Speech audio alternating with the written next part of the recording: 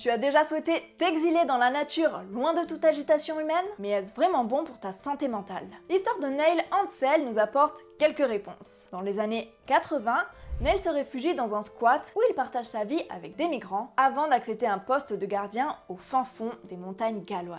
C'est là qu'il passa 5 années d'une extrême solitude. Il vivait dans une petite cabane sans électricité ni eau courante, vivant de la cueillette et de la chasse. On pourrait croire que l'isolement le pousserait à l'introspection, mais Neil déclare avoir seulement appris à être en paix avec sa propre compagnie et avoir été tellement absorbé par la nature qu'il n'a rien appris sur lui pendant tout ce temps. Le fait de n'avoir personne qui lui renvoyait sa propre image en réaction à ses actes l'a petit à petit mené à une perte identitaire. Lorsqu'il retourna à la société, il s'était complètement acclimaté à la vie en solitaire.